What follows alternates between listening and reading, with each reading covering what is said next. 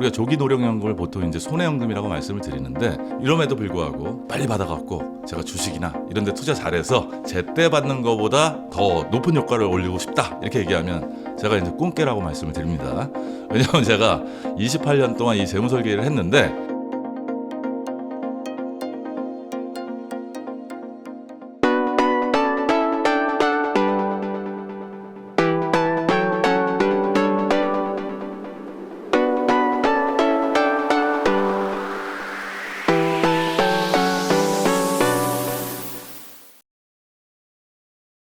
네, 안녕하세요. 기업이나 지자체에서 은퇴재무설계 강의를 주로 하고 있는 희망재무설계 이천 대표입니다. 잘 부탁드리겠습니다. 국민연금, 남들보다 덜 내고 더 많이 받는 방법이 있다고 들었습니다. 구체적으로 설명 부탁드립니다. 아니, 그런 방법이 있네. 우리가 이제 많이 내야지 많이 받는 거는 원래 원칙이고요. 국민연금이 이제 그 상품이 아니고 제도이면서 어떻게 보면 이제 사회보험적인 성격을 띠기 때문에 소득 재분배 효과가 있습니다. 따라서 뭐냐면 일반 연금 같은 경우 개인연금이죠. 뭐 퇴직연금이나 이런 부분들은 내가 내는 만큼 또 이제 가입 기간만큼 저희가 어떤 수익률을 올리냐에 따라서 나중에 금액이 정해지는 데 반해서 국민연금 같은 경우는 이제 내는 거 대비해서 금액이 이미 정해져 있습니다. 즉 가입 기간이 중요한 거죠. 따라서 이제 국민연금을 저희가 많이 받으려면 많이 내든지 아니면 가입 기간을 길게 가든지 둘 중에 하나인데요. 직장인들 같은 경우는 이제 내가 많이 내고 싶다고 해서 국민연금을 많이 낼 수 있는 건 아니고 소득의 9%, 즉 내가 4.5%, 회사가 4.5%를 내줍니다. 그런데 이제 여기서 이제 우리가 소득 재분배 효과가 있기 때문에 가성비라는 부분을 따져봐야 되는데 일단 금액이 적으신 분들은 많이 받게 되고요. 나중에 환급률이 금액이 많으신 분들은 뭐냐면 나중에 받는 게 다른 민영연금보다는 많이 받지만 그 적게 내시는 분들보다는 덜 받게 되세요. 예를 들면 우리가 국민연금에 가입해서 한 20년 동안 나입하고 20년 동안 연금을 받을 때 우리가 최저 소득이 지금 한 39만 원 정도 되거든요. 이렇게 됐을 때는 이제 환급률이 한 980% 정도 됩니다. 그런데 이제 우리가 이제 최고 소득 617만 원이 현재 최고 소득인데요. 뭐 1,000만 원을 벌어도 이제 617만 원에 맞춰서 내야 되는데 그렇게 한다고 해서 이제 가성비가 아까처럼 980%가 나오는 게 아니고 한 167%가 나와서 물론 이것도 이제 민영보험보다는 많이 나오는 거죠. 그래서 이제 뭐냐면 적게 내면 많이 받고 많이 내면 상대적으로 적게 받는다. 하지만 많이 내던 적게 내던 간에 다른 민영연금보다는 가성비가 높습니다. 우리가 화면을 보면 간단하게 이해가 좀 가능한데 우리가 이제 9만 원을 내는 거하고 18만 원을 내는 거하고 가입기한별 연금 수령액을 한번 보면요. 10년 정도에서는 가성비가 한 2.19 정도 되고요. 20년은 가입기한이 길기 때문에 한 4.35 정도 됩니다. 반면에 우리가 이제 금액을 2배로 내서 18만 원을 내면요. 가성비가 이제 납입보험료 대비 이제 받는 연금액이죠. 그 비율이죠.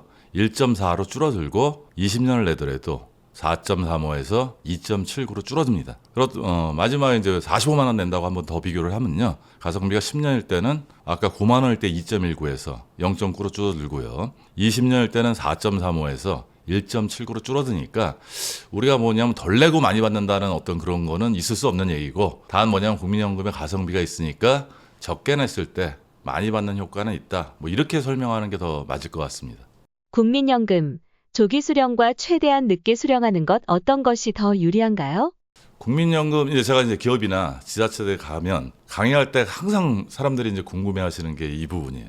국민연금을 제때 받는지 빨리 받는지 늦게 받는지 어떤 게 제일 유리하냐 이렇게 하는데 화면에 나오는 표를 보면요. 65세 이제 노령연금을 받는다고 하고요. 노령연금이란 건 뭐냐면 우리가 살아서 받는 연금을 노령연금이라고 얘기해요. 제때 받는 거. 1969년생 이후에는 65세부터 이제 노령연금을 받게 되거든요. 그래서 이 시뮬레이션은 뭐냐면 1,000만 원을 받는다고 가정을 한 거고, 그 다음에 이제 인플레이션은 반영하지 않았어요. 왜냐하면 국민연금은 인플레이션에 따라서 매년 연금액이 조정되는데 그 부분은 반영하지 않았을 때 우리가 이제 노령연금이 아니고 이제 조기연금 땡겨서 받을 때는 1년당 6%씩 감액입니다. 그래서 최대 5년을 땡기면 30% 정도 감액이 되거든요. 그러면 내가 65세 때는 1,000만 원을 받는데 5년 땡겨 받으면 700만 원부터 스타트하는 거죠. 그래서 제가 이제 기업이나 지자체에서 항상 강의할 때 강조하는 게 뭐냐면 우리가 연금을 생각할 때는 최소한 빨리 죽는다고 생각하지 말고 평균 수명 정도에서 우리가 의사결정을 해야지 올바른 결정을 할 수 있다고 얘기를 합니다. 그래서 5년 땡겨 받을 때 대략 한 76세 정도 되면 제때 받는 거하고 조기연금하고 역전 현상이 일어나거든요. 그 이후부터는 이제 제때 받는 게 더 많아져요. 그렇게 설명드려서 우리가 조기 노령연금을 보통 이제 손해연금이라고 말씀을 드리는데 이럼에도 불구하고 기업에서 가보면 손을 번쩍 드시는 분이 있습니다. 그래서 왜 이렇게 손을 드시냐고 여쭤보면 저는 나이 들어서 연금 받을 필요 없고 빨리 받아서 젊을 때 빨리 쓰고 싶다. 이렇게 답변을 하면 이거는 어떻게 보면 가치관의 문제니까 제가 어떻게 말씀드릴 수 없는 부분인데 어떤 분은 또 이렇게 말씀드렸어요. 빨리 받아갖고 제가 주식이나 이런 데 투자 잘해서 제때 받는 것보다 더 높은 효과를 올리고 싶다. 이렇게 얘기하면 제가 이제 꿈깨라고 말씀을 드립니다. 왜냐하면 제가 28년 동안 이 재무 설계를 했는데 그런 능력을 가진 사람들은 10,000명 중에 1명 정도 있을까 말까 해요. 따라서 이제 그런 부분도 있고 그다음에 이제 우리가 연금 빠져버리면 써버리지 누가 그걸 굴리겠습니까? 그렇죠? 그래서 이런 면에서 이제 비교할 때도 그렇고요. 다음 뭐냐면 저희가 이제 조기연금을 받을 때는 경제적으로 너무 어려울 때 있지 않습니까? 뭐 다른 걸로 다 해결 안 되고 너무 어렵다면 연금밖에 없다면 저희가 조기연금을 받아야 되는 부분들이 있는 부분이고요. 그렇지 않다면 가능하면 저는 조기연금을 선택하지 않았으면 좋겠고 또 혹시나 조기연금을 받더라도 우리가 A값이라는 게 있거든요. 국민연금에서는 이 A값이라는 게 굉장히 중요해요. 직전 3년 동안 전체 가입자의 평균 소득월액인데 조기연금 신청해서 받다가 소득이 A값을 넘어서면 근로소득이나 이제 사업소득입니다. 이게 A값을 넘어서면 중지가 돼요. 따라서 이제 뭐냐면 저는 이제 가능하면 경제적으로 어렵지 않으면 제때 받으시라 이렇게 말씀드리고 싶네요. 국민연금이 고갈되면 어떻게 되나요? 우리 국민연금 고갈되면 어떻게 될까요? 그러니까 그런 질문들을 많이 하세요. 연금 못 받지는 않을 거라고 저는 단호하게 강력하게 말씀을 드리고요. 지금 이제 재정 추계상 2055년이면 국민연금 기금이 고갈이 됩니다. 근데 이제 우리는 적립식으로 돼 있거든요. 근데 이제 선진국 같은 경우는 이미 적립금이 없고 부가식으로 돼 있으세요. 따라서 뭐냐면 적립금이 떨어진다고 해서 우리가 연금을 못 받는다 그러면 우리가 국민연금에 가입할 사람 아무도 없죠. 그렇죠? 근데 이게 너무 이 부분만 부과하게 돼 있어요. 그래서 이제 많으신 분들이 불안해하시고 특히 젊은 세대일수록 이 국민연금 기금 고갈되니까 아니 나 이거 정말 화가 난다. 그리고 그런 기사만 나오면 그 댓글에 보면 분노의 댓글이 많이 달려 있어요. 근데 우리가 직장 가입자들은 대부분 뭐냐면 강제잖아요. 그래서 이제 내가 화를 낸다고 해서 어쩔 수 없는 부분이기 때문에 일단 그 부분에서는 어쩔 수 없단 말이에요. 근데 기금 고갈이 나더라도 일단 받아요. 제가 이제 강의에서 주로 말씀드리는 게 이렇게 말씀드립니다. 그럼 공무원연금이나 군인연금이나 이미 2000년에 이미 고갈이 났는데 그들이 지금 연금을 못 받나요? 받고 있죠. 뭘로 받을까요? 세금으로 이제 받게 되죠. 결국 그 얘기는 무슨 얘기냐면 나라가 망하지 않는 한 세금으로 우리가 이제 받을 수 있는 부분이고요. 이제 2055년에 적립식 그 적립금이 고갈이 되면 국민연금 마찬가지로 부가식으로 바뀔 수밖에 없습니다. 단 뭐냐면 많이 내고 덜 받고 늦게 받게 이제 시스템이 바뀔 수밖에 없는 부분이고요. 그렇게 되면 이제 부가식으로 바뀐다는 의미는 국민연금을 이제 연금을 드릴 분들 있잖아요. 그리고 내시는 분 있잖아요. 보험료를. 그래서 이제 부족한 부분을 뭐냐면 이제 세수로 메꿔서 저희가 국민연금을 지급하게 될 거다. 그럼에도 불구하고 못 받을 때 있죠. 언제 못 받냐? 나라가 망하면 못 받습니다. 근데 이때는 뭐 나만 못 받는 게 아니고 다 같이 못 받으니까 우리가 사촌이 땅을 사면 배가 아프다고 그러잖아요. 근데 다 같이 못 받는 거는 이제 국가가 망하는 경우인데 그럴 일은 거의 없으니까 저기고 단지 좀 아쉬운 거는 지금 선진국 같은 경우는 국가 재정을 약 한 8%이 정도 투입을 하거든요. 근데 우리는 국가 재정을 거의 투입하지 않아요. 현재 투입하더라도 아주 적은 금액이고 그래서 적립금이 세계에 저희가 한 3위권 정도 되는데 이렇게 빵빵할 때 국가에서 미리 나중에 어차피 투입할 거를 앞에서 선제적으로 좀 투입해갖고 이렇게 했으면 좋겠고 그다음에 우리가 적립금 고갈 얘기 나오면 이건 문제는 뭐가 있냐면 국민연금관리공단에서 홍보 문제도 있는 거고 그다음에 이제 국가에서도 어떻게 보면 연금 지급에 대해서 좀 확신을 줘야 되거든요. 그래서 이런 부분이 좀 아쉬운 부분들이 있는데 제가 이제 이 생활을 이 재무설계일을 한 28년 동안 한 경험에 따지면 90년대 말에도 그다음에 2000년대 초중반에도 국민연금 기금 고갈 얘기가 굉장히 많이 나왔어요. 그때도 뭐냐면 보험료를 내면서 굉장히 불신이 좀 많았는데 그 불신이 언제 깨졌냐면 국민연금을 받는 사람들을 보면서부터 그때부터는 어떻게 하면 국민연금을 더 많이 받을까 이 방법을 여러모로 이제 고민했었는데 최근에 다시 이 국민연금에 대한 어떤 불신 문제가 불거진 거는 기금 고갈이라는 이슈가 이제 떴고요. 그 다음에 이제 뭐냐면 건강보험료나 그 재반 것들이 이제 뭐냐면 국민연금 많이 받으면 저희 피부양자에서 탈락하고 뭐 이런 부분들이 있기 때문에 사람들이 다시 국민연금에 대한 고갈에 대해서 걱정하기 시작했다. 하지만 저는 이제 뭐 제가 국민연금 뭐 당사자는 아니지만 나라가 망하지 않는 한 나오는 건 맞고요. 단 뭐냐면 지금 받거나 곧 받으실 분들은 국민연금만 한 게 없어요. 제가 기업이나 지자체 강의 가보면 한 정년퇴직 한 2년 정도 남으신 분들이거든요. 그분들 많이 받으시는데 그분들 얼굴이 노후 준비에 대해서 편안해해요. 이유는 뭐냐면 국민연금이 한 180에서 한 200 정도 나오시기 때문에 굉장히 편안해요. 단 뭐냐면 이제 젊은 세대들은 앞으로 많이 내고 덜 받고 늦게 받고 이런 부분이 있으니까 국민연금이 지금처럼 아주 큰 역할을 하기는 좀 어려우니까 개인적으로 뭐냐면 퇴직연금이나 개인연금을 좀 적극적으로 잘 준비해서 노후를 좀 두텁게 준비하는 그런 지혜는 좀 가질 필요는 있다. 단 다시 한번 말씀드리면 고갈 문제에 대해서는 걱정하지 마시라. 뭐 이렇게 말씀드리고 싶습니다. 공무원연금, 군인연금의 미래는 어떻게 보시나요? 일단 숫자상으로 보면 공무원연금이나 국민연금 받으시는 분들은 숫자가 일단 적어요. 그 다음에 이제 공무원연금 같은 경우는 2016년에 이미 연금 개혁을 한번 했어요. 그래갖고 예전에 이제 우리가 공무원연금 받으신 분들은 상당히 많이 받았죠. 많이 받았는데 그거 되게 부러워하거든요, 우리가. 그러니까 퇴직 예정자들 이렇게 강의 가면 제일 부러워하는 게 뭐냐면 공무원 부부들 연금 받는다든지 아니면 교원 부부들 연금 받는다든지 이런 부분들인데 사실은 2016년에 공무원 연금 개혁을 한번 하면서 연금액이 한 30% 정도 줄었어요. 지금 최근에 이렇게 보면 뭐냐면 그 공무원들이 굉장히 퇴사를 좀 많이 하지 않습니까?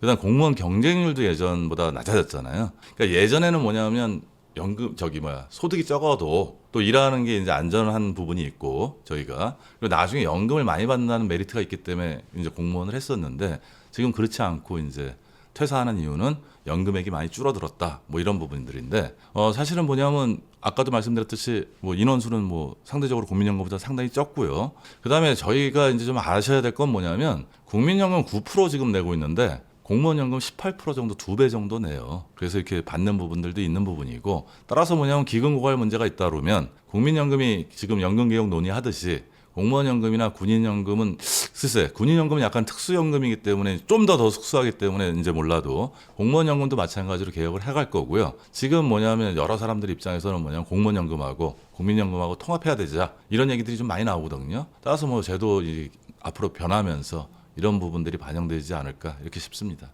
노후에 필요한 생활비는 얼마면 충분할까요? 제가 이제 이 질문 받을 때마다 난해하다 이런 생각도 좀 하고요. 제가 그 답을 알 수 있을까 이렇게 생각을 합니다. 그러니까 다른 데 인터뷰 유튜브 나가서도 그렇고 아니면 기업이나 지자체에서 강의할 때도 그렇고 누구나 다 이 월생활비 궁금해하죠. 두 가지를 핵심적으로 물어봐요. 노후 자산 얼마나 있으면 될까? 그다음에 노후 생활비 얼마 정도 필요할까? 근데 이거는 정답이 저는 없다고 생각을 합니다. 무슨 얘기냐면 우리가 살아온 환경이나 보유한 자산이나 그다음에 노후 생활이나 은퇴 생활의 목표가 다르기 때문에 이 숫자는 다 달라야 정답이에요. 제가 이제 그 강의 가서 질문합니다. 최소한의 자존감을 지키고 남한테 기대지 않고 살 수 있는 현재 가치로 월 생활비가 어느 정도라고 생각하시냐고 질문을 하면 5년 전에도 300만 원을 많이 얘기하시고 지금도 300만 원. 앞으로 5년 후에도 그 얘기를 많이 하실 거는 같은데 최근에는 뭐냐면 물가가 많이 올라갔고 400이나 500 이렇게 말씀하시는 분들도 있어요. 이렇게 있고 또 보면 이제 강의 가는 데가 주로 이제 대기업이다 보니까 기대치가 좀 높아서 하는 부분들이 좀 있거든요. 여간 할 때 뭐냐면 그렇게 뭐 100 단위로 300, 400, 500 이렇게 하는 게 변함이 없어요. 그럼 제가 이제 무슨 말씀을 드리냐면 일단 첫 번째로 그렇게 300, 400, 500 이렇게 말씀하시는 게 정답이라고 말씀을 드려요. 그 얘기는 무슨 얘기냐? 다 달라야 된다는 얘기죠. 그래서 우리가 노후 준비나 노후 생활비 따질 때 이제 제일 먼저 해야 될 건 뭐냐면 구체적으로 노후 생활에 얼마가 필요할지를 내가 내 배우자하고 직접 따져보셔야 돼요. 이 화면에 보시면요. 이게 매월 나가는 정기적으로 생활비입니다. 그러면 이제 주거비라는 부분이 있는데 주거비라 보면 우리가 이제 아파트 관리비 같은 경우 주로 이제 가정할 수 있죠. 이게 뭐냐면 우리가 퇴직 전이나 퇴직 후에나 관리비에는 변동이 없습니다. 그리고 그 다음에 이제 식비거든요. 주부식비 제가 질문을 드려요. 퇴직하면 주부식비 덜 쓸까요? 이렇게 얘기하면 웃으세요. 웃는 건 뭐냐면 직장 다닐 때는 우리가 5일은 일하고 이틀 쉬잖아요. 그리고 회사에서 먹고 들어가는 경우가 많잖아요. 회식도 있고. 그런데 이제 퇴직을 하게 되면 7일 동안 집에서 밥을 해결하셔야 되니까 어떻게 보면 주부식비 같은 거는 더 많이 들 수도 있어요. 그래서 이렇게 하나들 교통비, 뭐 통신비, 뭐 이런 부분들, 뭐 건강보험료 이런 부분까지 일단 매월 정기적으로 나가는 거를 일단 따져봐야 되고요.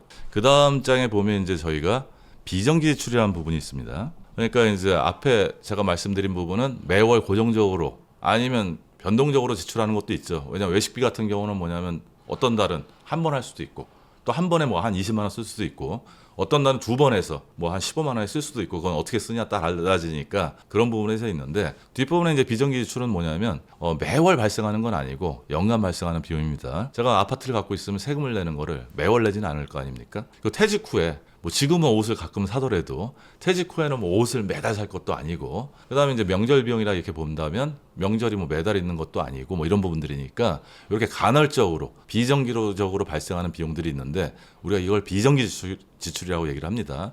그래서 앞에 월 정기 지출하고 뒷부분에 비정기 지출을 다 합한 다음에 12분의 1로 나누면 그게 이제 월 평균 지출이고 그걸 따져봐야지 나만의 은퇴 생활비가 되는 부분이에요. 그러니까 저도 이제 제가 주로 기업에서 재무설계 강의를 은퇴 재무설계 강의를 하다 보니까 우리 아내하고 월 생활비를 이제 한 2년에 한번 따져봅니다. 그래서 3주 전에 제가 와이프하고 직접 따져봤어요. 그랬더니 우리가 이제 보통 이제 노후 생활비를 따질 때는 뭐냐면 적정 노후 생활비하고 최소 노후 생활비 정도를 얘기를 해요. 그래서 와이프하고 한번 계산을 해봤더니 적정 노후 생활비가 매월 327만 원 정도 되고 이거는 이제 외식도 한번 하고 그다음에 와이프하고 저하고 용돈도 한 25만 원씩 좀 쓰고 그다음에 관리비나 이런 건 변동이 없으니까 뭐 이런 부분들 해갖고 약간 정도 지금은 아니지 지금처럼은 아니지만 내가 노후에 소득이 줄어드니까 약간의 여유를 가지고 좀 숨을 쉴 수 있는 정도에서 쓰는 지출이 제가 따지니까 한 327만 원 정도 되고요. 그다음에 이제 이게 좀 어떻게 보면 좀 지금 327만 원 만드는 건 쉬운데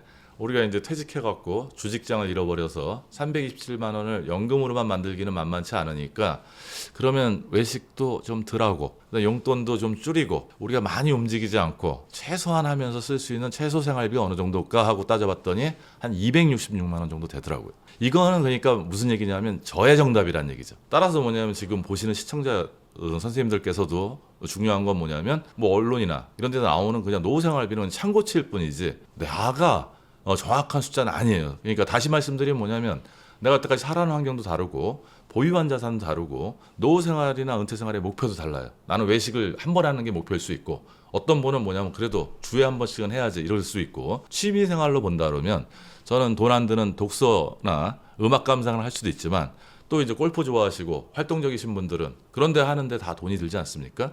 따라서 그 금액은 300만 원 이런 게 정답이 아니고 자기가 배우자하고 따져보고 산출하는 게 정답이고요. 그냥 우리가 그런 것도 하기 싫다. 참고치는 있어요. 참고치는 뭐가 있냐면 국민연금관리공단이나 각종 연구소에서 몇 년에 한 번씩 발표를 해요. 그래서 이제 국민연금관리공단의 그 노후보장 패널이라는 데서 2021년에 자료 발표한 게 있습니다. 이때 이제 뭐냐면 부부의 적정 노후 생활비가 전국 평균하면 한 217만 원 정도 되고 서울로 하면 한 330만 원 정도 돼요. 최소 생활비는 그 1인 적정 노후 생활비는 117만 3천 원이고 그 다음에 이제 서울은 205만 원 정도니까 부부라고 기준할 때 아까 이렇게 보면 평균이 277이고 서울이 330이니까 2021년 자료지만 제가 지금 2024년 아닙니까? 그럼 우리 부부가 여기 나온 적정 노후 생활비보다는 약간 검소하게 예산을 세웠다는 게 되죠. 그런데 중요한 건 뭐냐면 2021년에 저희 나라가 코로나를 겪었습니다. 코로나를 겪으면서 뭐냐면 물가가 상당히 많이 올라갔어요. 혹시 짜장면 좋아하시나요?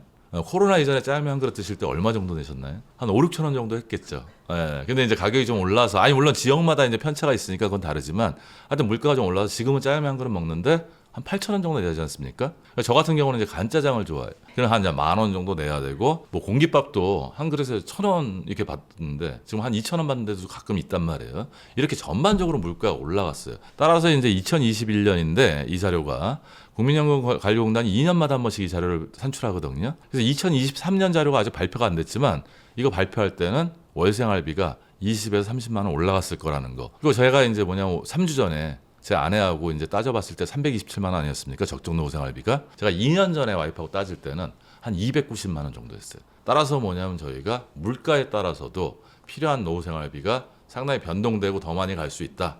이 부분도 감안해야지 저희가 노후 준비를 할 때 큰 어려움 없이 저희가 준비할 수 있습니다. 일본 노인이 노후 파산하는 세 가지 이유는 무엇인가요? 그러니까 이제 우리는 예전에 생각하면 일본 노인들은 상당히 부자다 이렇게 생각을 하고 또 부자도 많이 있어요. 하지만 이제 뭐냐면 이제 일본이 잃어버린 30년을 거치면서 상당히 뭐냐면 급여도 작아졌고 연금도 상당히 적어졌어요.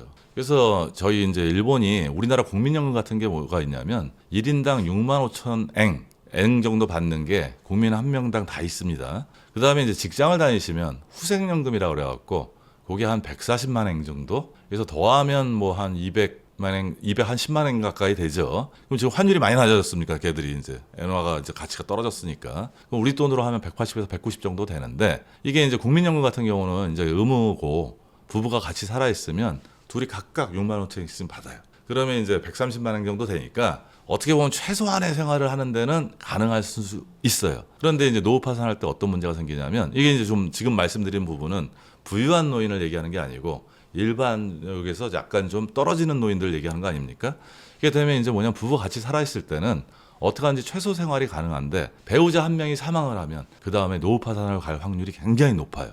왜냐하면 6만 5천 원 갖고 이게 살아야 되는데 이 부분이 이제 다른 부분하고 연결이 됩니다. 우리 같은 경우는 자가도 많고 그다음에 전세 제도가 우리는 잘 돼 있지 않습니까? 근데 일본은 뭐냐면 월세 제도가 이제 많이 돼 있고 지역별로 편차가 많이 심하지만 우리로 떠나지만 한 50만 원 정도? 이 정도 월세 내는데도 꽤 있단 말이에요. 그럼 6만 5천 원 받아갖고 월세를 50만 원 정도 낸다 그러면 생활이 안 되는 거죠. 뭐 이런 부분들에서 이제 뭐냐면 월세가 일본 노인들의 노후 파산에 끼치는 영향이 상당히 크고요. 마지막으로 뭐냐면 이게 참 가슴 아픈 얘기인데 아프지 않으면 괜찮아요. 그러니까 우리가 노후라는 것들도 뭐냐면 건강하게 오래 살면 괜찮은데 기본적으로 뭐냐면 평균 돌봄 기간이 남자는 사망하기 전에 한 9년, 여자는 한 12년 정도 되거든요. 그래서 이제 병이 없으면 상관이 없고 그다음에 기본적인 질병이면 괜찮아요. 저도 이제 최근에 이제 뭐냐면 여태까지 안 먹고 버티다가 혈압이 약간 좀 높은 건 알았어요.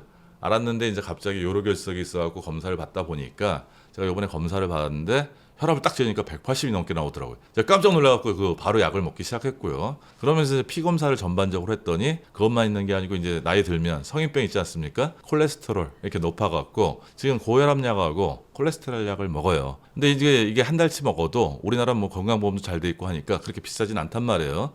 그래서 한 2만 원 정도? 근데 이제 앞으로 뭐냐면 하나씩 추가되겠죠. 마찬가지로 일본 같은 경우는 뭐냐면 아프지 않으면 상관이 없는데 병이 아프신 분들이 많아요. 고령화가 되면 건강하게 오래 살면 되는데 움직이지 못하는 경우도 굉장히 많단 말이에요. 그래서 아까 6만 5천 원 국민연금 받고 예금 조금 있는 경우 많이 있거든요. 장롱예금이라고 걔들 얘기를 이제 일본은 얘기를 하는데 요걸 헐었으면 자꾸 불안하니까 이분들이 뭐냐면 병원도 안 가고 막 이런 경우가 있어요. 다른 이제 질병. 그러니까 세 가지로 보면 이제 아까 얘기했을 때 배우자의 사망, 그 다음에 이제 월세 부담, 그 다음에 이제 뭐냐면 질병 이 부분이고요. 그래서 얘들은 이제 전형적으로 일본인들이 남한테 민폐 끼치는 걸 이 겉으로는 싫어하지 않습니까? 그럼 우리로 따지면 이제 기초수급자 같은 거 있잖아요. 이런 거 하는 걸 되게 싫어해요. 예금을 뭐냐면 끝까지 이렇게 버티다가 마지막에 이르러서 어쩔 수 없이 기초수급자 정도의 이제 역할을 하는데 여하간 이 숫자가 2016년에 일본의 그 NHK에서 노후파산이라는 그 스페셜을 하고 이게 우리나라 책으로 나왔어요. 저도 그때 이제 처음 읽으면서 제가 노후나 은퇴 준비 이런 어떤 은퇴에 관련된 강의를 많이 하니까 관련 서적을 많이 읽거든요. 그때 전 보고 저도 충격을 받았어요. 왜 그러냐면 아니 내가 알던 일본 맞아? 나는 일본이 굉장히 잘 살았다는 줄 알았는데 실상을 보니까 그 하부에 있는 조직은 뭐냐면 어떻게 보면 우리보다 복지가 좀 덜 돼 있는 것 같기도 하고 아니면 이제 국민성 자체에서 폐를 끼치기 싫어하는 어떤 그런 민족성이나 이런 부분들이 있어서 야 실제로 정말 아파서 병원도 가지 못할 정도의 사람들이 그 당시 얼마였더라? 한 330에서 한 650만 명 정도 예상된다고 하니 결코 적지 않은 숫자 아닙니까? 그래서 하여튼 그런 부분에서 일단 제가 그때 당시에 놀랐던 기억이 있습니다. 한국의 상황은 어떠한가요?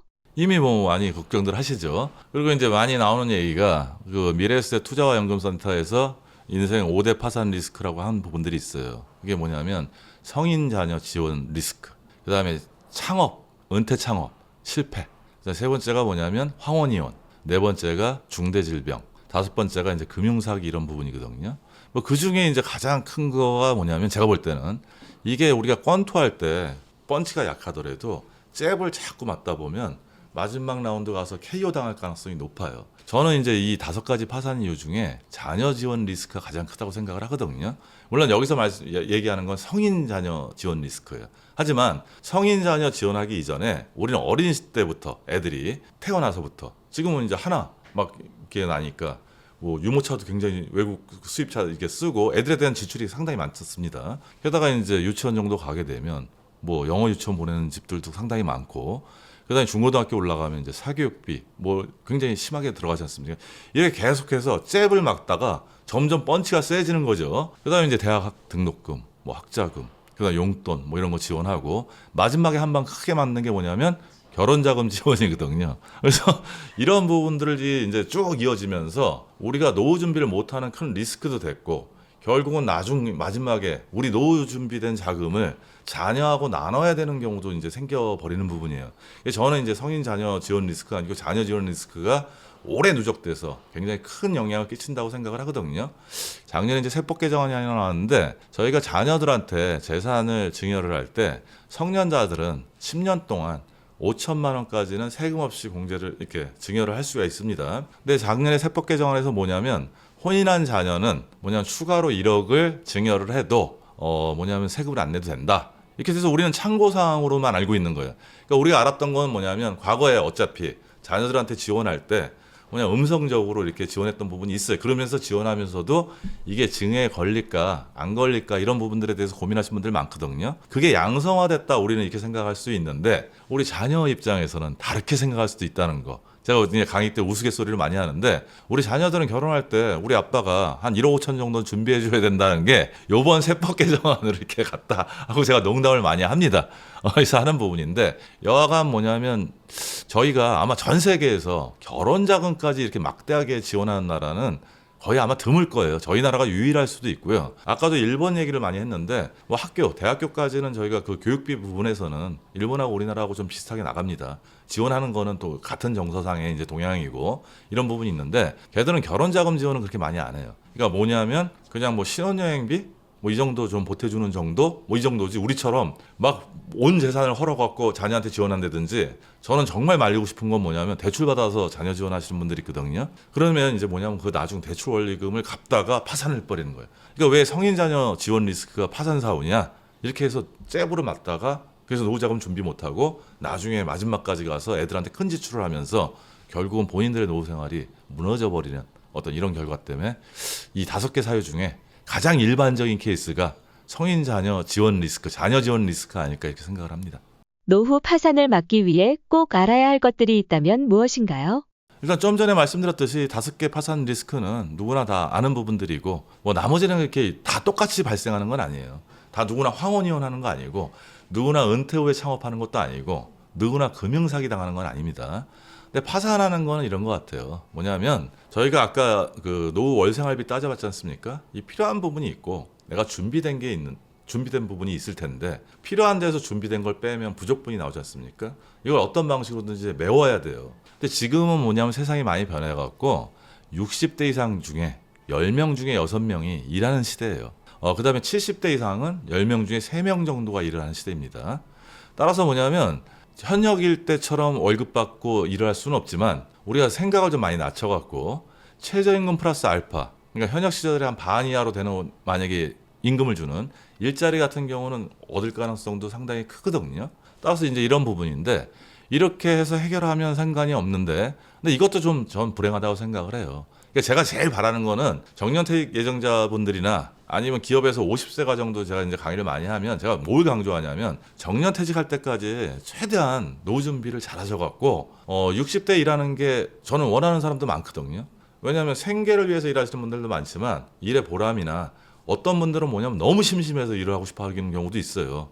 따라서 일하는 건 이제 좋아해서 하는 거는 관계가 없는데 문제는 뭐냐면 준비가 안 돼서 생계를 해결하기 위해서 내가 일을 하는데 그 일자리가 내가 원하지 않는 일자리라면 내가 노후 삶에 있어서 주도권, 주체적인 선택권을 잃어버리게 되기 때문에 정년퇴직하기 전까지 최대한 노후 준비를 잘 하시라고 이렇게 말씀을 드립니다. 그래서 이제 이런 부분들이 되는 거니까 원칙은 아까도 말씀드렸듯이 필요한 데서 준비된 건데 준비된 게 없으면 부족분이 커지다 보면 이제 점점 파산으로 가는 거고요. 그 다음에 한 번씩 펀치를 맞을 때가 있죠. 뭐냐면 사기를 의외로 많이 당하세요.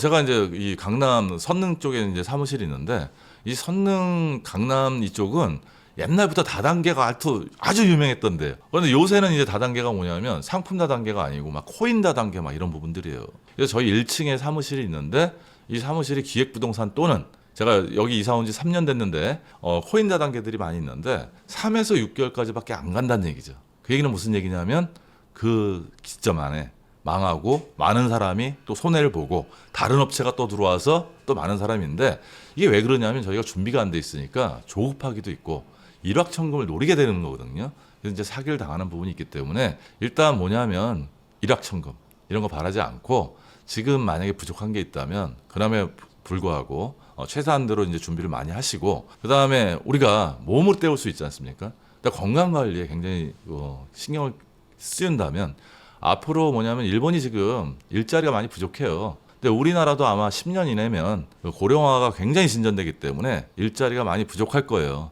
따라서 뭐냐면 내가 건강만 잘 챙기고 있다면 고임금은 아니더라도 적당히 파트타임으로 일하면서 저희가 생활비 부족분은 메우면서 파산까지는 안 갈 수 있으니까 그럼 어떻게 보면 준비도 잘 하시고 건강관리도 좀 잘 하셨으면 좋겠습니다. 아무것도 준비가 안 되어 있는 사회초년생이라면 노후 준비를 뭐부터 하면 좋을까요? 일단 사회초년생이 노후 준비를 하겠다는 생각을 안 하겠죠. 그렇죠? 저도 예전에는 뭐냐면 사회초년생이 무슨 노후 준비를 하냐 이런 생각을 했었어요. 왜 그러냐면 이제 종잣돈을 빨리 모아갖고 그다음에 이제 결혼도 하고 내 집 마련도 하고 이런 게 더 중요하다고 생각을 했는데 우리가 인생을 살다 보면 뭐냐면 중요한 게 있고 긴급한 게 있고 뭐 중요한데 긴급하지 않은 것들도 있어요. 어떻게 보면 노후 준비라는 거는 중요하면서 긴급하지 않은 게 되다 보니까 뒤로 미루는 경향이 있습니다. 그럼 우리가 이제 그 주요 연령대별로 제 목표를 보면 20대는 이제 결혼 자금 마련이 이제 주 목표가 될 거고요. 30대 때는 일단 결혼하면 요새 뭐 결혼 안 하기도 많이 하지만 하여튼 결혼을 하면 뭐냐면 애를 낳는다고 가정하고 이제 예전 우리 통설하고는 많이 좀 바뀌었어요. 옛날엔 결혼도 대다수가 하고 애도 대다수가 난다고 그랬는데 요새 뭐 선택 사항이니까 약간 뭐 차이는 있겠지만 여간 애를 낳으면 일단 아까 말씀드렸듯이 양육 비용이라는 게 발생을 하고 또 30대가 요새 내 집 마련 많이 하지 않습니까? 그러다 보니까 그 비용이 좀 들어요. 그럼 40대가 되면 어떻게 되냐면 우리 애들이 커요. 애들이 크면서 이제 양육비보다 훨씬 더 많은 사교육 비용이 발생을 하고요. 내 집 마련했으니까 뭐냐면 대출 원리금을 저희가 상환을 해야 돼요. 따라서 뭐냐면 그러다 보면 50대가 되고 50대가 되면 어떻게 되냐? 시간이 없는 결과가 나와요. 그래서 이제 제가 생각을 바꾼 건 뭐냐면 사회 초년생부터 많은 금액은 아니고 조금만 노후 준비한다고 하지 말고 절세한다고. 어차피 요새 그 심사원 연봉들이 예전보다 많아진 데도 많거든요. 뭐 대기업 같은 데 굉장히 많기도 하고 일반적으로 뭐냐면 예전보다는 좀 늘었어요. 그럼 어떻게 보면 이제 혼자 살기 때문에 세금을 더 많이 낼 가능성이 높아요. 공제받을 게 별로 없어서.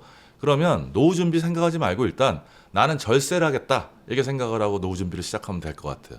그래서 이제 주로 활용할 수 있는 상품이 가능하면 이제 그 사업비 많은 보험 상품은 좀 멀리하시고 IRP나 연금저축펀드처럼 저희가 투자도 하면서 세액공제도 받을 수 있는 이 상품을 갖고 저희가 이제 그 노후 준비를 시작했으면 좋겠고요. 비율적으로 따지면 제가 이제 저한테 노후 준비 어느 정도 하면 좋겠냐고 이렇게 질문을 하면 소득의 30% 정도 준비해야 된다고 생각을 해요. 사회 초년생인데 30%니까 어마어마하게 많은 것 같죠? 근데 이제 그 부분이 아니고 우리가 국민연금에 이미 9%를 내고 있어요. 그다음에 퇴직연금에 12분의 1이니까 8.3% 정도 내고 있어요. 그러니까 30에서 뭐 17.3% 빼면 12.7%고 우리가 그 반올림 해서 4452해서 줄여서 한 10% 정도 요 정도 근처에서 우리가 노후 준비를 시작하면 효과적이지 않을까. 그런데 요 화면을 봐주시면 연금 계좌의 매력이라고 해갖고 제가 이제 표를 하나 만들어 봤는데 월 30만 원씩 사회초년생이 30년 동안 IRP하고 연금저축펀드 뭐 두 개 성향상 본인이 원하는 선택을 하면 됩니다. 여기다 30만 원씩 넣으면요 저축 원금만 1억 800만 원이에요. 그다음에 이제 30년 동안 세액공제를 받는데 초반부에는 세액공제 환급금이 좀 낮을 거예요. 왜 그러냐면 저희가 이제 연봉이 5,500만 원 이하는 납입금에 16.5% 세액공제 받지만 연봉이 5,500만 원을 초과하면 13.2% 정도 세액공제를 받으니까 환급금 뭐냐면 30년을 비교해서 15년은 좀 많이 받는다고 보고 16.5% 나머지 15년은 좀 덜 받는다고 해서 13.2% 했을 때 그 금액이 어느 정도 되냐면 한 1,604만 원 정도 됩니다. 그다음에 이제 이게 가장 큰 매력인데요. 일단 30년이라는 시간 있잖아요. 저희가 이제 돈 얘기할 때는 항상 뭐냐면 시간과 수익률, 복리 얘기를 하게 된단 말이에요. 이 복리 효과가 어마어마한 거예요. 그러니까 저는 뭐냐면 이런 노후 연금 계좌의 그 수익률은 뭐 50%도 아니고 그냥 연평균 5% 정도 수익률만 올려도 잘하는 거고 그 정도만 하더라도 우리가 이 운용 수익이 굉장히 많이 붙는다고 생각하는 사람이거든요. 그렇게 됐을 때 30만 원을 30년을 굴리면 그냥 있는 거 IRP에 연금저축펀드에 넣어놓고 펀드나 ETF나 리츠 같은 상품에 굴려서 연평균 5%로 한다면 30년 동안 1억 4,674만 원이 운용 수익으로만 쌓여요. 그렇게 된다 그러면 뭐냐면 여기에 이제 1억의 원금, 그다음에 1억 4천에 예를 들어서 수익, 그다음에 1,600만 원에 그 세액공제 환급금 다 더하면 한 2억 5천에서 6억 정도 아무것도 안 하고 매월 그냥 뭐냐면 다른 거 다 하시다가 그냥 30만 원씩만 30년만 꼬박꼬박 보면서 관리하는 수익률만 연평균 5%만 잘 관리해서 정년퇴직할 때쯤 되면 일단 국민연금 준비돼 있고요. 어느 정도.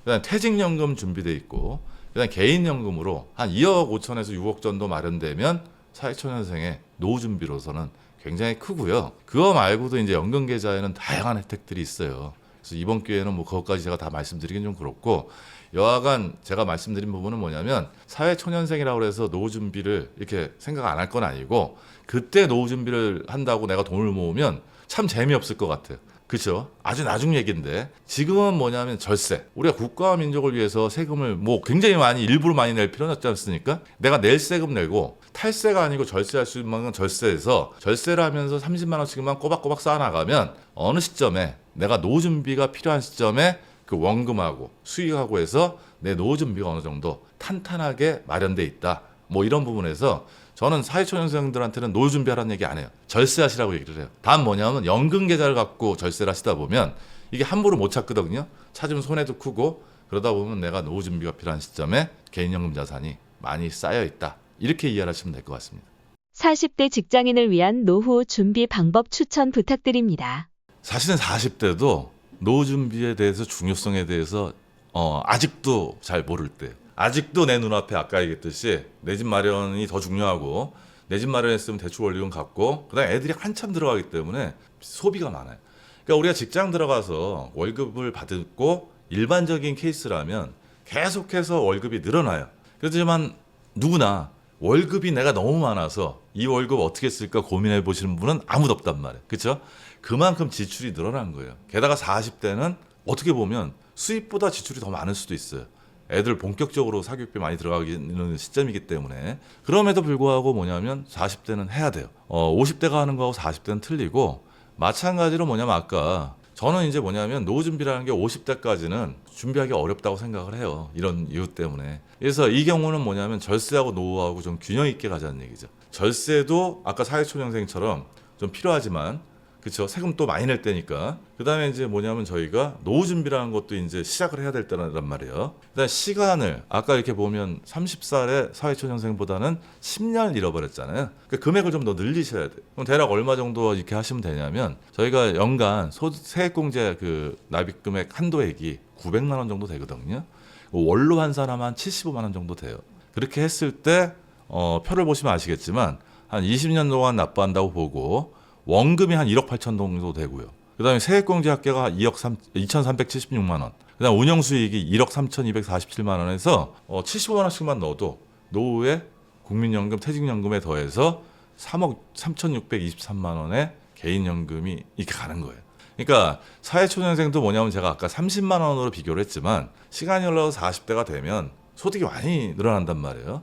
그러면 이제 그런 부분에서 이제 절세도 또 더 하면서 액수를 좀 늘리면 연금 자산이 더 많이 준비해야 되겠죠. 그다음에 이제 40대 같은 경우 아까 20대도 마찬가지고 저희가 IRP하고 연금저축펀드에 넣는다 그래갖고 무조건 이제 원금 보장되는 상품만 하면 수익률이 안 나와요. 이 1% 차이가 시간이 길면 나중에 어마어마한 효과를 가거든요. 그렇다고 해서 뭐 20%, 30% 주식 투자하듯이 2배, 3배 올리라는 얘기는 아니고 한 연평균 5% 우리가 적립식으로 투자하면 충분히 가능한 수치거든요. 따라서 뭐냐면 40대는 절세하고 노후 반반 균형 있게 좀 생각하고 그 다음에 이제 뭐냐면 투자 수익률을 좀 높이려고 좀 노력을 하는 게 이제 40대가 해야 될 그 역할인 것 같아요. 제가 볼 때.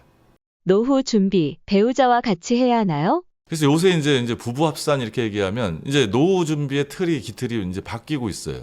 예전에 어떻게 됐냐면 부부의 이제 저희 나이 또래만 하더라도 아니면 저보다 한 10년, 20년 후에만 하더라도 각각 자산을 관리한 게 아니고 뭐냐면 부부가 같이 둘 중에 좀 잘하시는 분이 돈 관리를 맡고 나머지는 거기다 맡긴 케이스가 많아요. 그러면 부부의 노후 관리를 같이 했으면 됐어요, 옛날에는. 근데 요새 젊은 세대는 뭐냐면 월급 관리를 각자 한단 말이에요. 그래서 이제 뭐냐면 노후 준비도 그 세대는 각각 해야 되지 않냐 이렇게 생각을 해요. 그래서 저는 이렇게 보면 컨셉이 좀 바뀌었다. 그러니까 저희 세대 때 노후 준비하고 지금 젊은 세대의 노후 준비는 개념을 좀 바꿔서 우리 세대의 노후 준비는 부부가 합심해서 해야 된다면 젊은 세대의 노후 준비는 현재 돈 관리도 따로 하기 때문에 각각의 노후 준비에 대한 계획을 세워서 각각 실천을 하셔야 된다. 이렇게 볼 수 있어요. 네. 이제 퇴직을 5년 앞둔 경우라면 노후 준비 너무 늦었을까요? 뭐 늦었다고 할 때가 제일 빠르다는 얘기도 있죠. 하지만 늦었어요, 정말. 늦어서 이제 굉장히 늦었고 어떻게 보면 마지막 기회일 수도 있어요. 사실은 뭐냐면 55세까지 직장을 다니시면 참 좋은데 우리 회사에서 이제 우리 사회에서 주직장 다니는 평균 퇴직 연령이 주직장이라 하면 우리가 일자리도 괜찮고 인구도 많을 때요. 사실 49.4세 정도밖에 안 돼요. 따라서 이제 뭐냐면 지금 법정 정년이 저희 나라가 60세로 이렇게 정해져 있어서 60세를 유지하시는 분들 이렇게 보면 대부분 생산직이나 엔지니어 이런 분들은 법정 정년을 채우는 경우가 많아요. 하지만 사무직 관리직으로 있으신 분들은 사실은 뭐 나가라는 얘기는 안 하더라도 나가라는 거와 마찬가지 상황을 연출돼서 빨리 떨어지기 때문에 그 당시에 주직장에서 일자리가 없다 그러면 사실은 좀 늦은 건 맞죠. 그럼에도 불구하고 55세에 어떻게 하든지 일을 하시고 계실 거예요. 왜냐하면 우리가 전반적으로 지각사회라고 지금 얘기하거든요. 결혼도 늦어지고 출산도 늦어지고 뭐 이런 거기 때문에 55세가 됐더라도 부모로서 자녀가 완전히 컸으면 모르는데 크지 않았단 말이에요. 제가 기업이나 지자체 이렇게 강의 갈 때 정년퇴직 2년 남으신 분들 제가 꼭 질문을 드려요. 자녀분들 결혼하신 분들 손 들어보세요 하고 하면 차례 한 병 정도밖에 없어요. 이게 전반적으로 늦어져 버린 거예요. 물론 이제 거기 다 남자 선생님들이니까. 근데 여자 선생님들이면 약간 그래도 그 숫자보다는 좀 많아요. 우리 사회가 고 무렵은 그래도 보통 남자가 여자보다 나이가 좀 있을 때 아닙니까? 그렇게 되는데 여간 그런 거 다 떠나서 55세 중반 된다 그러면 일단은 여태까지가 자녀가 1순위였다면 내 인생에서 뭐 대부분 다 자녀가 1순위지 않습니까? 뭐 저도 이제 아들 둘이 있는데 너무 이쁘잖아요. 그러니까 그동안 일을 열심히 하면서 우리 와이프가 거기다 돈을 쓰더라도 제가 무슨 얘기 하지를 못할 정도. 왜? 나도 같이 사랑하니까. 그리고 우리가 자녀한테 돈을 쓰는 이유는 다른 거 없죠. 얘들이 좋은 학교 가서 좋은 직장 가서 자기 나름의 삶을 유지하라고 했으니까 거기에 기반해서 뒤는 안 보고 노점이나 이런 건 안 보고 우리가 투자를 했단 말이에요. 그렇죠? 하지만 55세까지 우리가 그렇게 한다 그러면 아까 얘기했듯이 노후 파산이 아니고 노후 빈곤이 가는 거고요. 그다음에 이제 뭐냐면 자녀들 입장에서는 부모가 자기들한테 그렇게 올인해 갖고 투자를 했다고 해서 그들이 뭐냐면 우리를 도와줄 정도가 아니란 말이에요. 그렇죠? 그리고 그들이 뭐냐면 준비 안 된 노후 부모를 보면서 뭐냐면 안쓰럽긴 하겠죠. 그지만 뭐냐면 탐탁지 않게 생각할 수도 있어요. 왜 우리 부모는 다른 부모처럼 노후 준비를 하지 못했을까? 물론 나한테 돈을 쓰긴 했지만 그거 인지상정이잖아요. 그렇죠? 우리가 어떻게 보면 이제 우리 세대를 마처 세대라고 얘기를 많이 합니다. 요새. 어떻게 보면 낀 세대라는 얘기도 많이 하고. 그러니까 부모를 부양하는 마지막 세대. 그렇죠? 그다음에 자녀한테 부양받지 못한 첫 세대. 또는 낀 세대라는 건 뭐냐면 위아래로 부양의 어떤 짐을 지는 낀 세대라는 의미거든요. 그래서 어떻든 애들을 사랑해서 우리가 노후 준비를 못했지만 우리 애들은 우리를 그렇게 보지 않을 거란 말이에요. 그렇죠? 그래서 뭐 그 이전까지는 그렇게 살으셨더라도 지금 이 순간부터는 뭐냐면 이제 자녀가 1순위 아니고 부부가 1순위라고 놓고 최대한 많은 부분을 그래도 저희가 이제 노후 준비를 위해서 투입을 해야 돼요. 직장을 다니고 있다면 계속 지금 IRP하고 연금저축펀드를 일관적으로 놓고 제가 설명을 드리는 겁니다. 그러면 뭐냐면 저희가 연간 연금계좌에 넣을 수 있는 돈이 한 1,800만 원 정도예요. 맥시가. 월로 한 사람 150 정도 되거든요. 150만 원 정도라면 빡빡할 거야 아마. 왜냐하면 그 시점에 애들 교육비나 이런 부분들이 많이 들기 때문에 일부러 돈을 내셔야 돼요. 하지만 이제는 뭐냐면 나의 일수에 놓고 좀 누시자는 얘기죠. 그렇게 했을 때 저희가 5년 만이라도 보면 원금이 한 900만 원 정도 되고요. 세액공제 받은 게 한 594만 원. 그 다음에 운용수익이 한 3,200만 원 정도 붙어서 한 1억 2,800만 원 정도의 개인연금 자산을 확보할 수가 있어요. 이때 다른 건 안 보고 무조건 150만 원씩이라도 5년 누셔야 된다는 결과치예요. 그리고 이제 이때는 뭐냐면 아까는 절세를 얘기했잖아요. 이때 중요한 건 절세가 아니에요. 철저하게 노후 준비고 노후 준비를 갖고 저희가 얘기를 해야 되는 부분이고 그다음에 이제 그 직장을 다니시면 퇴직연금이 DB형, DC형 이런 게 이제 설명하면 좀 어려운데 DB형, DC형 이런 게 있거든요.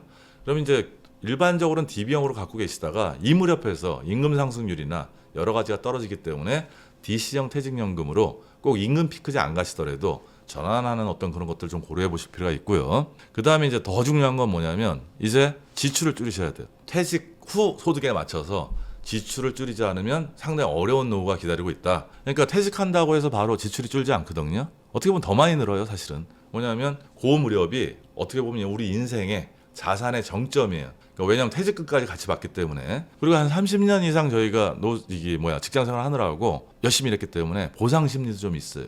그러니까 요새 정년퇴직자가 노인이 아니에요. 뭐 오죽하면 액티브 시니어라고 그러잖아요. 그렇죠? 굉장히 활동적이란 말이에요. 그렇죠? 근데 7일이라는 시간이 주어졌어요. 그러니까 어떻게 보면 퇴직 전보다 퇴직 후에 돈을 더 쓸 수 있어요. 당분간은. 그러다가 이제 점점 줄어들겠죠. 그래서 여하간 뭐냐면 노후소득은 없어지거나 줄어들기 때문에 공적연금도 바로 나오는 게 아니고 1969년생 이후는 65세부터 나오기 때문에 플랜을 잘 세워갖고 저희가 뭐냐면 지출을 굉장히 줄이는 게 50대에서는 좀 할 필요가 있고요. 그 다음에 제가 이제 하나 또 말씀드리고 싶은 얘기가 이거예요. 우리가 노후 준비나 노후 걱정 많이 하시잖아요. 그럼 생각의 패러다임을 약간 좀 바꿔보면 어떨까? 요새 일하는 노인들도 많고 젊은 노인도 많잖아요. 노인이라고 하면 좀 이상해요. 저도 이제 뭐 저를 노인이라고 보면 아직도 어색합니다. 액티브 시니어라고 좋게 얘기를 해서 60대 이상이 10명 중에 6명 정도가 일하고 있고 70대 이상이 10명 중에 3명 정도가 일을 하고 있지 않습니까? 그럼 건강만 잘 지키면 좀 일을 한다 그러면 60세까지 정년퇴직할 때까지 우리가 굉장히 열심히 일했는데 앞으로도 계속 일하세요. 뭐 이거보다 우리가 만약에 일을 한다면 70세까지 일을 해서 생활비를 해결한다면 그리고 65세부터는 공적연금이 나오니까 그 이후에는 일을 좀 덜 해도 되지 않습니까? 따라서 뭐냐면 약간의 일과 공적연금을 갖고 10년 동안 저희가 좀 건강할 때 전반 세대 연금이 나오기 전에 전반에서는 좀 더 많이 일을 하고 그 다음에 일자리도 상대적으로 더 괜찮을 수 있으니까요. 임금이 더 많을 수도 있죠. 그 다음에 65세 국민연금이 나올 때까지 나오면 국민연금이 어느 정도 공적연금이 나와주는 거니까 그 다음에는 뭐냐면 약간 파트타임이나 이런 식으로 해서 생활비 정도만 이렇게 하는 걸로 한다 그러면 제가 이 표를 보면요. 60세 시점에 퇴직연금 한 2억 받았다고 치면 이걸 10년 동안 매월 200만 원씩 인출하면 70세 시점에 자산이 한 2,391만 원밖에 안 남아요. 하지만 좀처럼 패러다임을 바꿔서 일을 해서 생활비하고 공적연금까지 더해서 해결한다면 그래서 10년 동안 한 푼도 안 쓰는 거죠. 그렇게 됐을 때 70세 시점에 금융자산이 어떻게 되냐면 3억 2,578만 원이 연평균 5%로 굴렸을 때입니다. 항상 저기 비교는 3억 2,578만 원이 확보되거든요. 그러면 내가 60세 시점에 3억 2천 있는 거하고 70세 시점에 금융자산 3억 2천 있는 거는 세상이 달라져요. 그리고 이 정도 있다 그러면 제가 볼 때 1% 컷일 거예요. 그러니까 우리 사회에서 금융자산 뭐냐면 가진 비율로 따질 때 70세 시점에 1% 정도 되니까 이걸 들으시면서 야, 나 여태까지 열심히 일했는데 그때까지 또 일하라고? 저는 그 말씀을 드리는 게 아니에요. 노후 준비나 뭐 이런 부분에 대해서 너무 걱정스럽다 그러면 우리가 좀 패러다임을 바꾸자는 얘기죠. 저는 노후 준비나 은퇴 준비 얘기할 때 가장 불만스러운 게 뭐냐면 공포 마케팅이에요. 항상 겁을 줘. 금융회사가 특히 심해요.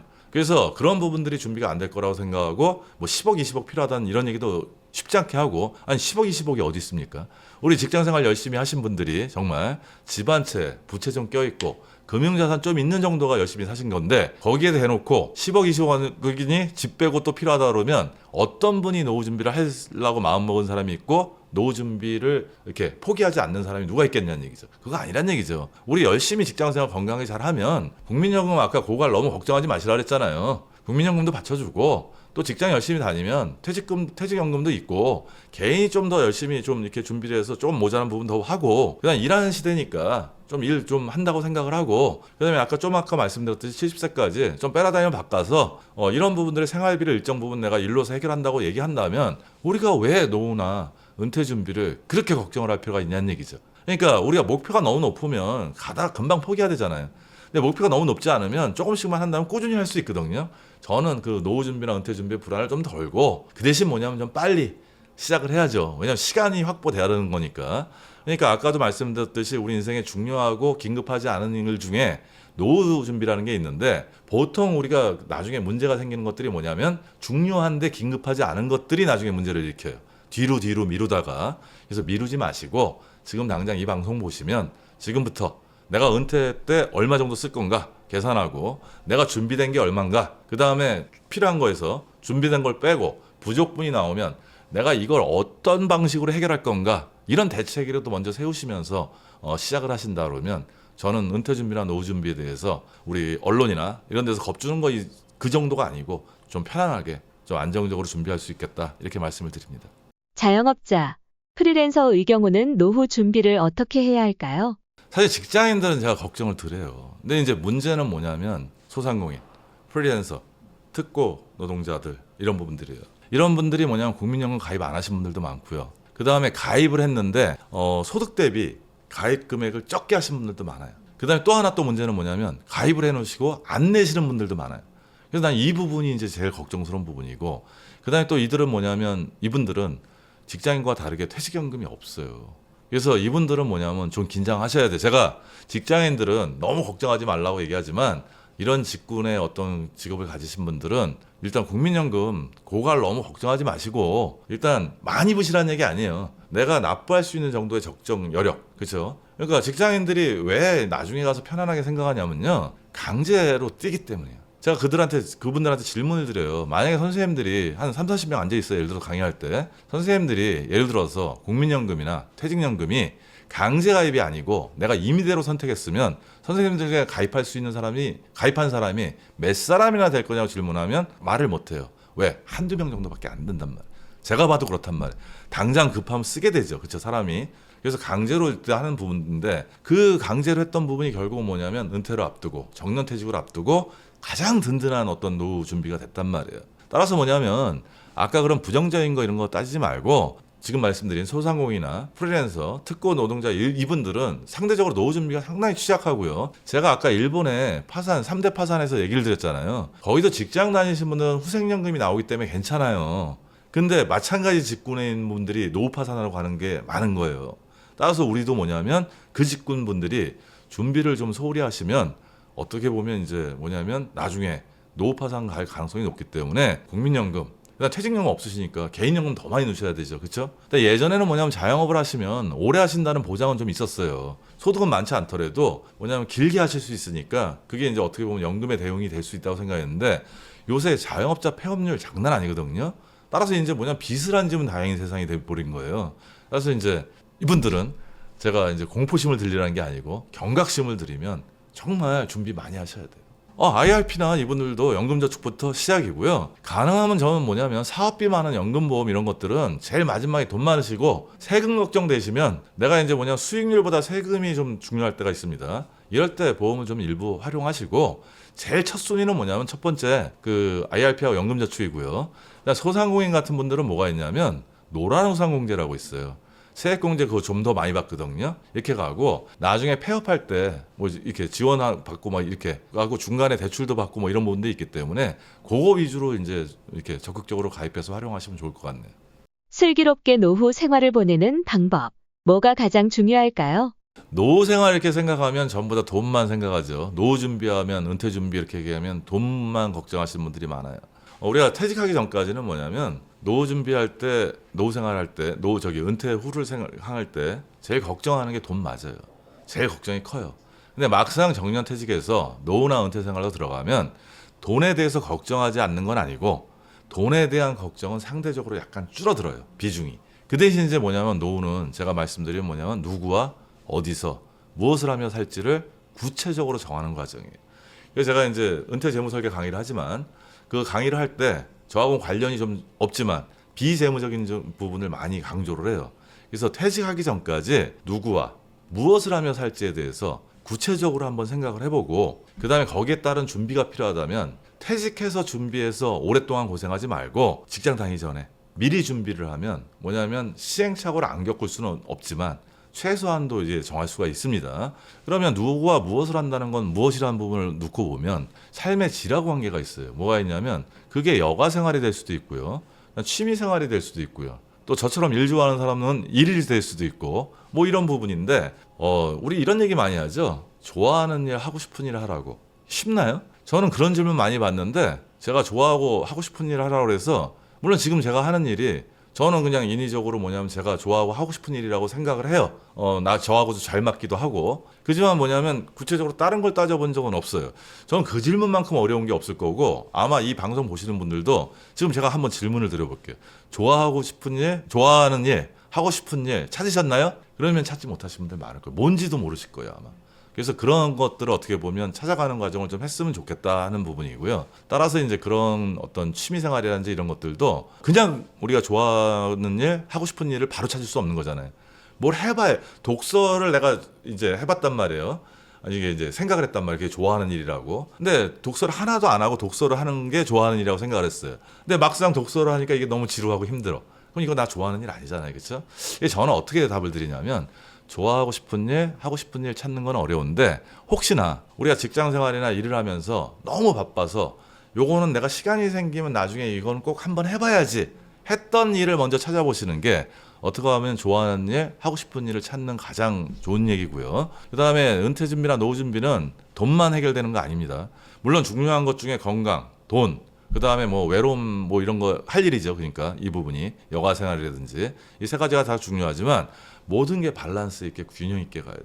거기는 가족들과의 관계도 있는 부분이고 이걸 좀 맞추는 과정들을 좀 생각하셨으면 좋겠고 제가 은퇴 재무설계 전문가지만 돈은 준비하시되 돈만이 다가 아니고 돈만 있어도 할 거 없어요. 돈만 있다고 행복하지 않아요.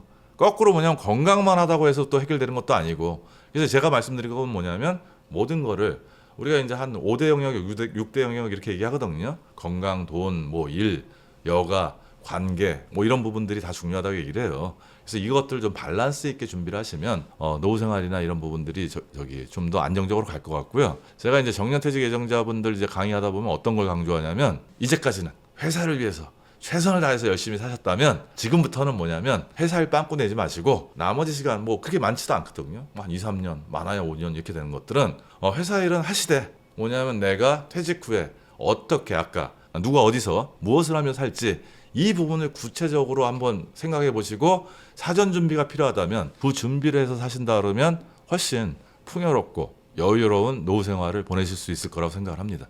성정길 구독자분들께 한마디 부탁드립니다.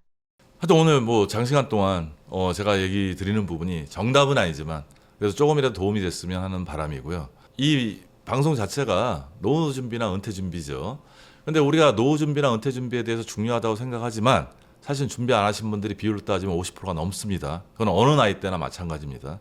그래서 하는데 이 방송 보셨다 그러면요. 너무 겁먹지 마시고 너무 거창한 목표 세우지 마시고 우리가 달성 가능한 목표를 세우고 꾸준히 준비를 하시면 그 스타트를 하시면 중요한 건 그다음부터 시간과 수익률이고 꾸준함이거든요. 그래서 조금 하더라도 꾸준함 갖고 시작하다면 앞으로 10년, 20년, 30년 후에 좀 더 행복한 노후 생활이 기다릴 수 있고요. 지금 우리가 퇴직하기 전까지 30년이라는 시간을 대부분 이제 사회 나와서 보냅니다. 하지만 우리 노후는 똑같은 30년이라도 그 체감이 달라요.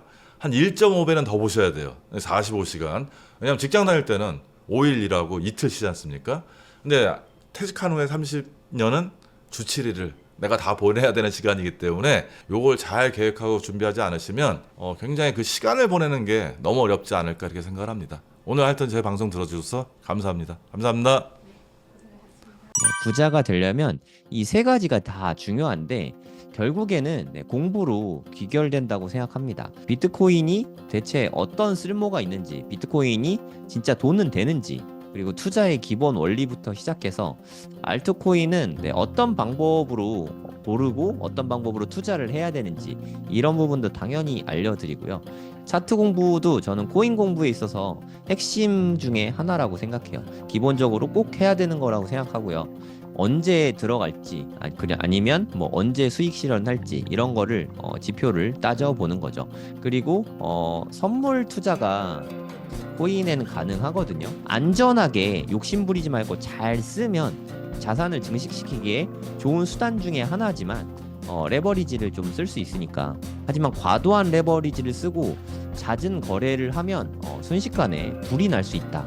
그래서 기왕 할 거라면 좀 잘 배우고 판단을 해볼 수 있죠. 앞으로 있을 5년이 우리 인생에 아주 좋은 기회가 될 수 있을 거라는 생각이 들어서 제가 가이드 해드린 대로 5년 동안 그렇게 투자를 하시면 앞으로의 인생에 큰 기회를 잡을 수 있지 않을까, 저는 그렇게 보고 있습니다. 제가 생각하기에 대한민국에서 이렇게 하나하나 알려주는 강의는 아마 아예 없을 거예요.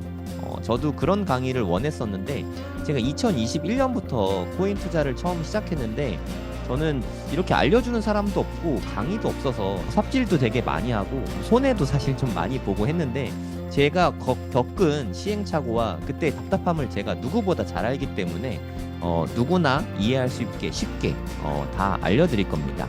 처음부터 기초부터 차근차근 공부하실 분은 코인센기초 10기에서 함께 공부하시면 좋을 것 같습니다.